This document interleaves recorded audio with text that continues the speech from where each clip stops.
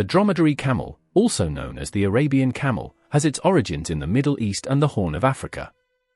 Evidence suggests that these camels were first domesticated thousands of years ago in the Arabian Peninsula. Their domestication played a crucial role in the development of ancient civilizations, as they became essential for transportation, trade, and survival in desert regions.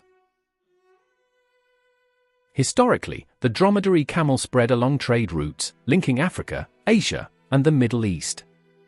They became a cornerstone of desert cultures, supporting nomadic lifestyles and long-distance caravan trade across harsh environments. Today, although there are no truly wild dromedary camels left, their origin remains deeply tied to the deserts of Arabia and surrounding regions, where their unique adaptations first evolved. The dromedary camel's habitat is centered in some of the harshest desert environments on Earth. They are most commonly found in the arid and semi-arid regions of the Middle East, North Africa, and parts of South Asia. These landscapes are defined by extreme heat, little rainfall, and vast expanses of sand or rocky desert terrain, making them environments where few other large animals can thrive. Within these regions, dromedaries are highly adapted to both open sandy deserts and dry scrublands. They can survive in areas where vegetation is sparse, relying on thorny bushes, dry grasses, and hardy desert plants for food. Their habitat is not limited to vast empty deserts, they are also at home in oases and dry savannas, where they are often kept by people for transport and livestock purposes. Because of their ability to travel long distances without water, dromedaries are vital in areas where water sources are few and far between. Their habitat has long been tied to human settlement patterns, as they are often found along caravan routes, nomadic grazing areas, and regions where desert life depends on their endurance. The main difference between a camel and a dromedary lies in the number of humps and their distribution. The dromedary is the one-humped camel, often called the Arabian camel. It makes up about 90% of the world's camel population. Dromedaries are native to the Middle East and North Africa and are specially adapted to hot desert climates. The Bactrian camel is the two-humped camel. It is found mainly in Central Asia, especially Mongolia, and surrounding regions. Bactrian camels are adapted to colder desert climates and can survive extreme temperature fluctuations, from scorching heat to freezing winters.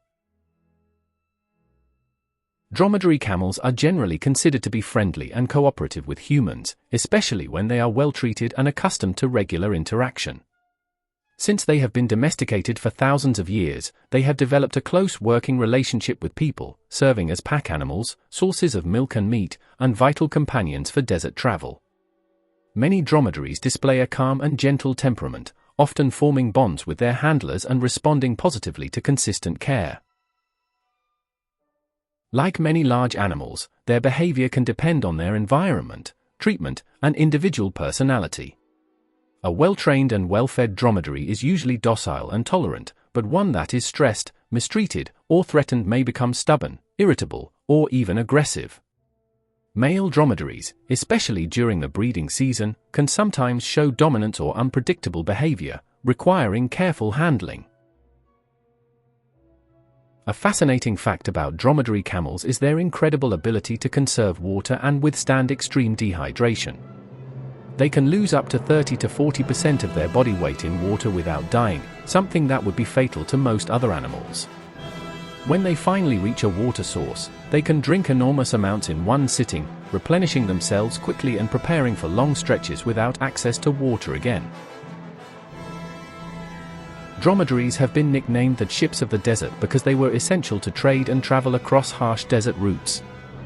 They made long-distance caravan journeys possible, carrying goods such as spices, silk, and precious stones across continents, linking civilizations and shaping economies.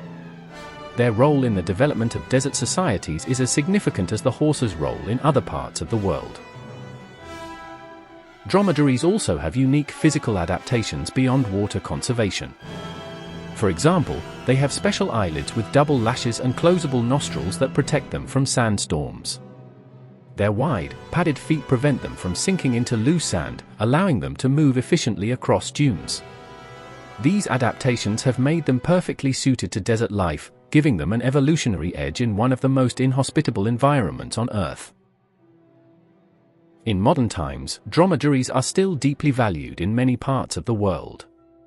They are used for racing in countries like the United Arab Emirates and Qatar, where camel racing is a popular and culturally significant sport. They are also prized for their milk, which is richer in certain vitamins and minerals than cow's milk and is a staple in many desert communities. This shows how dromedaries continue to blend cultural heritage with practical utility in the modern age. Dromedary camels typically come in a range of earthy tones that help them blend into their desert surroundings. Their coat colors can vary from light beige and sandy brown to darker shades of grayish-brown. Some individuals may have a uniform coat, while others display slightly patchy tones. Their short, thin coat in summer helps them stay cool in scorching heat, while in winter it grows thicker to provide insulation against chilly desert nights. Dromedaries are tall, slender, and designed for endurance rather than speed. They have long legs that lift their bodies high off the hot desert ground, reducing heat exposure. Their backs feature a single large hump, which stores fat reserves that can be converted into energy and water when food and water are scarce. Their body shape, with a narrow chest and strong limbs, allows them to walk long distances efficiently in difficult terrain like sand dunes. Dromedary camels are among the tallest domesticated animals. Adult males usually stand between 1.8 to 2 meters at the shoulder, and when the head is held high, they can reach up to 2.7 meters in height. Females are generally slightly smaller and more slender. Adult dromedaries typically range between 400 and 600 kilograms.